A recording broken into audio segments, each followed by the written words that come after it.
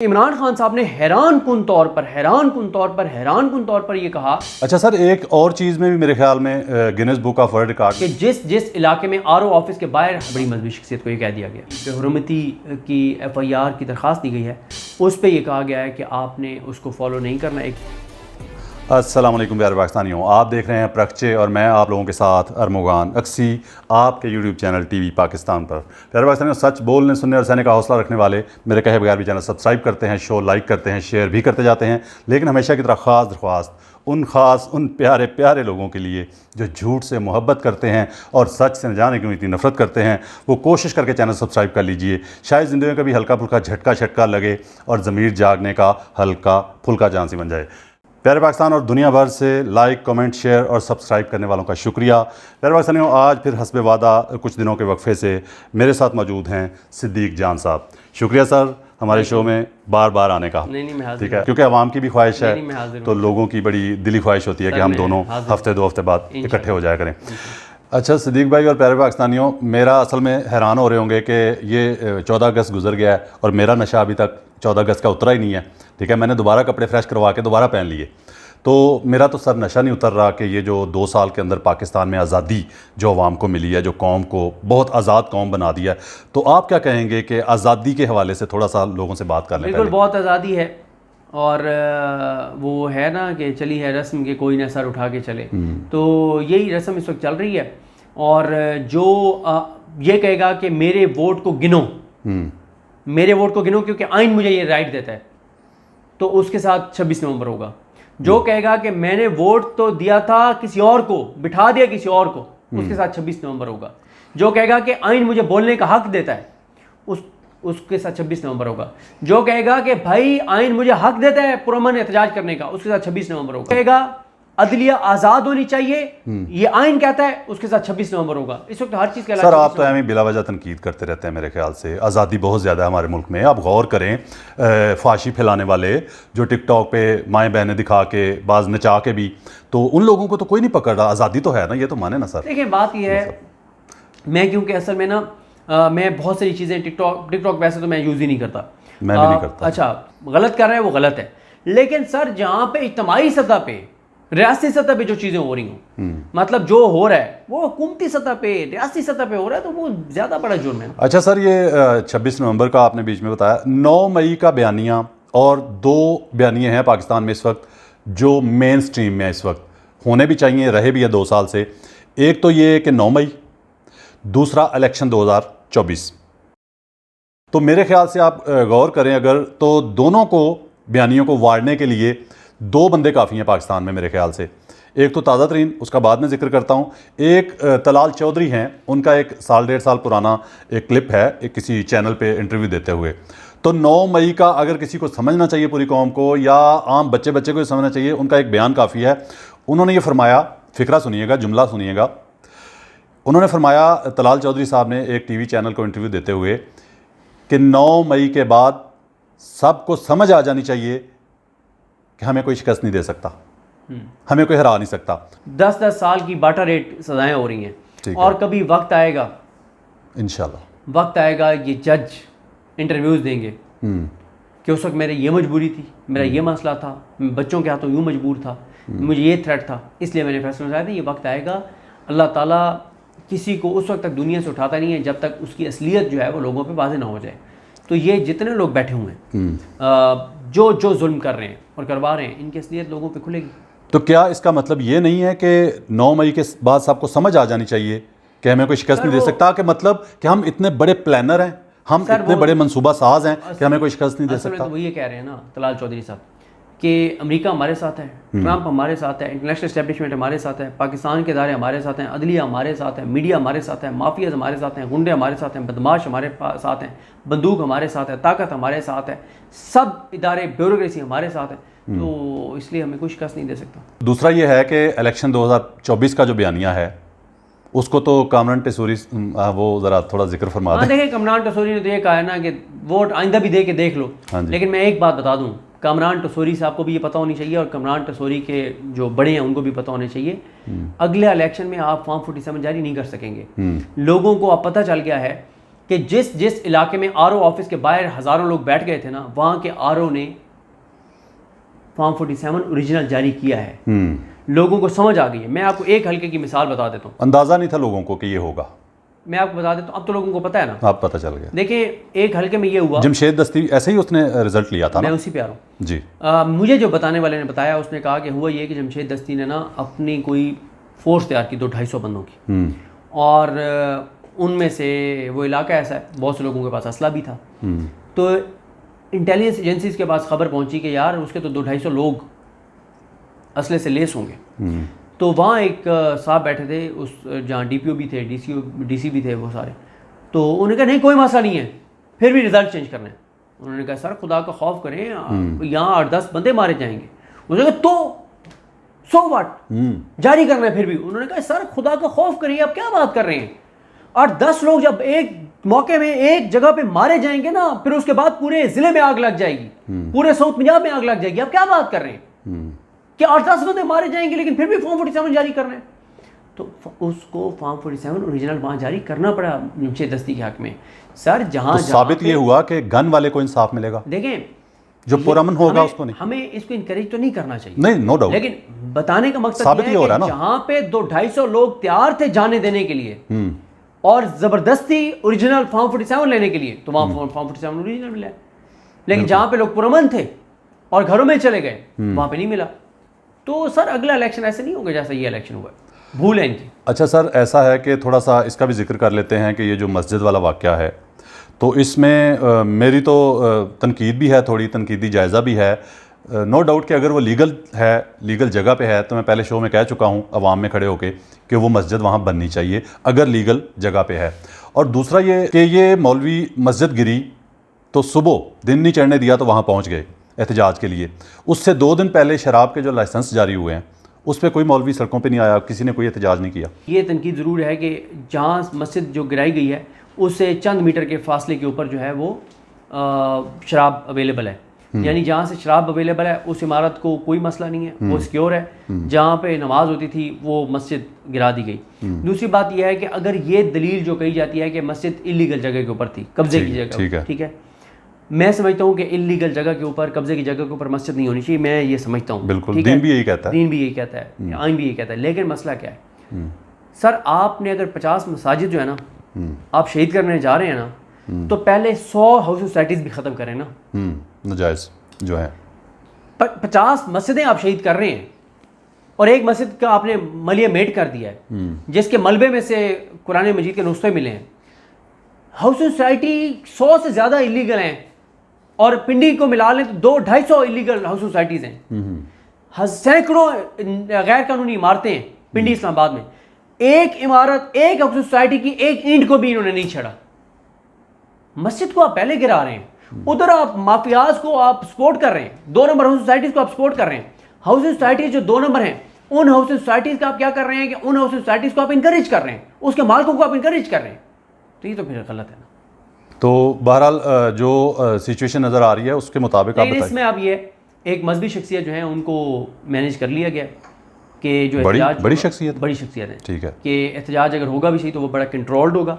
और उस शख्सियत से ये कह दिया गया है कि जो कुरान मजीद की बेहुरमती की FIR की दरख्वास्त दी गई है उस पर यह कहा गया है कि आपने उसको फॉलो नहीं करना। एक बड़ी मजहबी शख्सियत को ये कह दिया गया। अच्छा, कि उस पर नहीं आपने बात करनी है। मतलब सिद्दीक भाई ये बताएं कि जो ताज़ा तरीन इस वक्त इशू है ये असम्बलियों से इस्तीफ़े वाला, इसमें आप क्या देख रहे हैं? देखें, मुझे ये लगता है कि इमरान खान साहब इस नतीजे पे पहुंच गए हैं कि उनके जो लोग असम्बलियों में हैं वो उनकी रिहाई की राह में रुकावट बन गए हैं।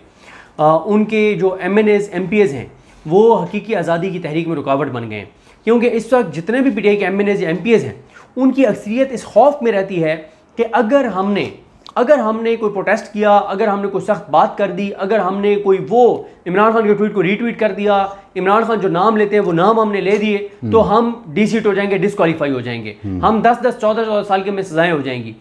तो मुझे ये लगता है कि इमरान खान इस नतीजे पे पहुंच गए हैं कि अब इन असम्बलियों से बाहर आने। और उसकी एक और चीज़ आप देखें कि इमरान खान साहब ने हैरान कुन तौर पर यह कहा कि हम ज़िमनी इलेक्शन में नहीं जाएंगे।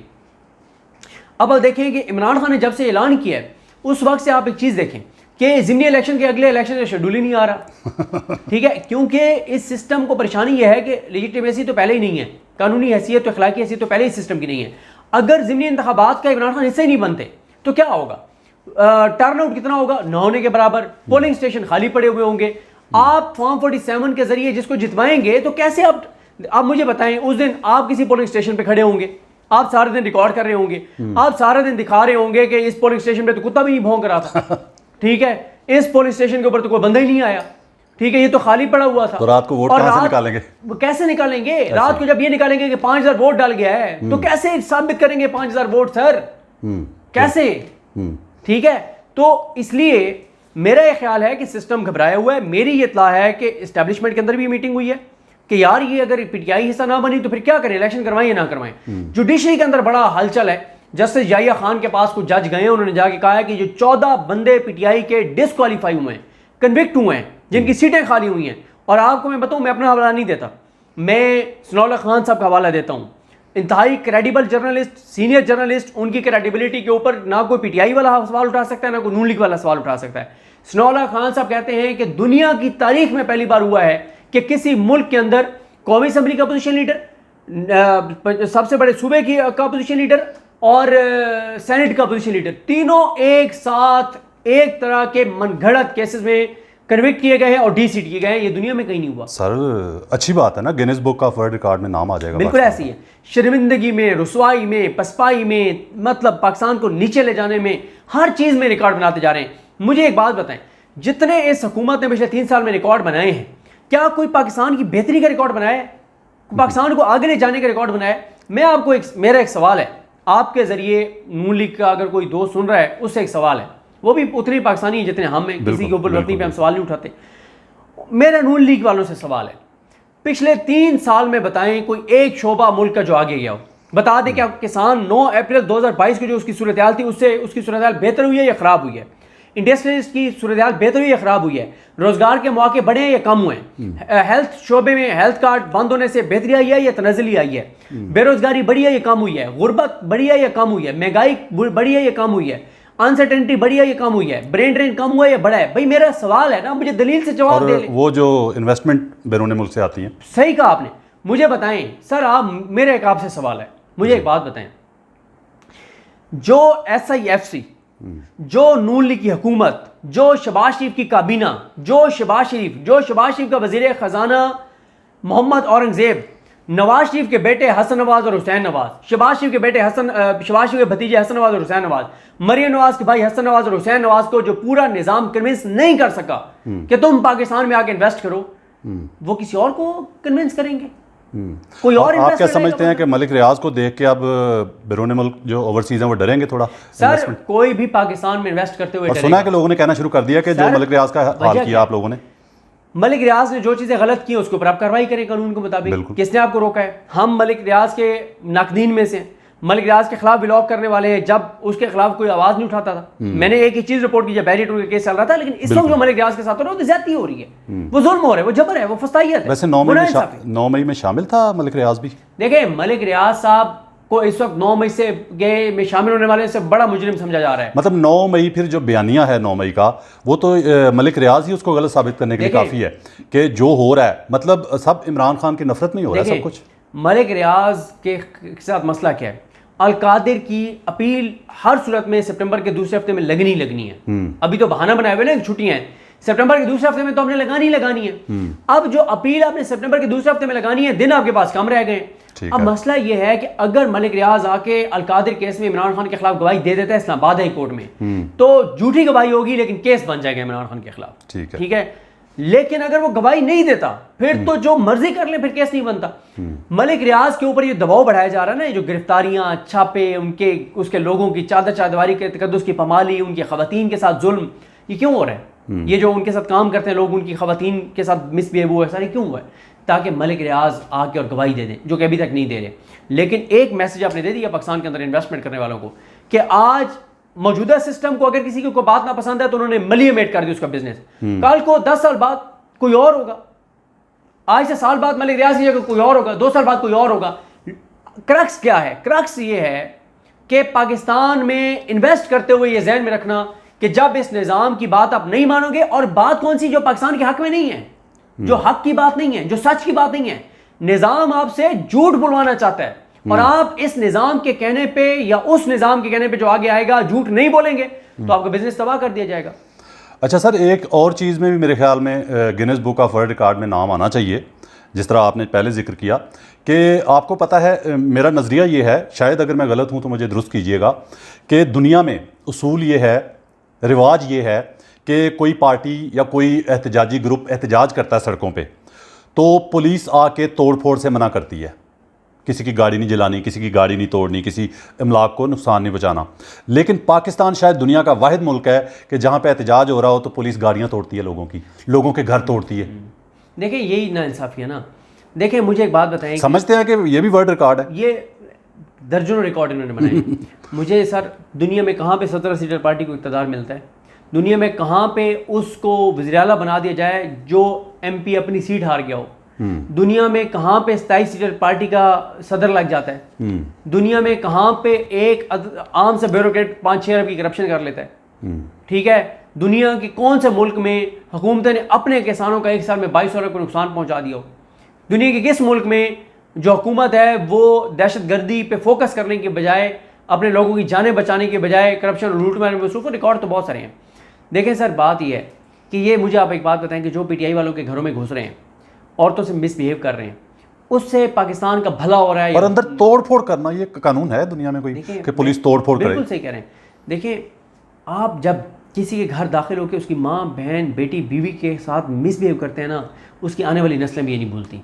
उस महल्ले में आपके खिलाफ नफरत फैलती है, उस शहर में नफरत फैलती है। वो वाक़या जो सुनता है, जिसके सीने में दिल है, उसके दिल में नफरत आपकी बढ़ती है, उसके दिमाग में आपकी नफरत बढ़ती है, मुआशरे में अनसर्टेनिटी बढ़ती है, अदम बर्दाश्त बढ़ता है, नफरत बढ़ती है, इदारों से नफरत बढ़ती है, अदम एतमाद इदारों पे बढ़ता है। अच्छा सर, अगर इस्तीफे दे दिए जाते हैं इमरान खान की तरफ से, पार्टी की तरफ से, जो उनके लोग हैं, तो उसके बाद क्या सिनेरियो बनेगा? अगर देखिए इस्तीफे दे देते हैं तो फिर एक कंपटीशन शुरू हो जाएगा हलकों के अंदर। फिर लोगों को पता है कि आप तो ओपन हो गए हल्का, जो मेहनत करेगा, बंदे निकालेगा, उसे टिकट मिलेगा। और फिर ये लोग भी जब सीटें चली जाएंगी तो इनको ये डर भी नहीं रहेगा कि अब हम डिस्क्वालीफाई हो जाएंगे। ये लोग भी सिंसियरिटी से मेहनत करेंगे, कंपटीटर भी मेहनत करेंगे, माहौल खासा गर्म हो जाएगा। माहौल गर्म होगा। अच्छा, आपके ख्याल से फिर बाइकआउट होगा? बाइकआउट होगा, जाहिर है। मतलब जाहिर है, इस निज़ाम उससे कोई निज़ाम को क्या फ़र्क पड़ेगा? उससे इस निज़ाम और नंगा होगा, निज़ाम और नंगा होगा, इन पर दबाव बढ़ेगा। अगर इलेक्शन वो करवा देते हैं तो सिचुएशन वही बन जाएगी जो अभी बनी हुई है ज़िमनी इलेक्शन के वाले से। बिल्कुल ऐसी है। नहीं, ये सर जो मर्जी कर लें, अब चीज़ें इनके कंट्रोल में नहीं है, मुल्क नहीं चल रहा, सिक्योरिटी के हालात आपके सामने हैं, इनके मामला बहुत गड़बड़ हैं। मुझे ये कंपनी किसी सूरत भी चलती हुई नज़र नहीं आ रही। कंपनी आपको चलती नज़र नहीं आ रही? प्यारे पाकिस्तानियों, आपको कंपनी चलती नज़र आ रही है कि नहीं? आपकी राय का इंतज़ार रहेगा कमेंट बॉक्स में। पाकिस्तान जिंदाबाद।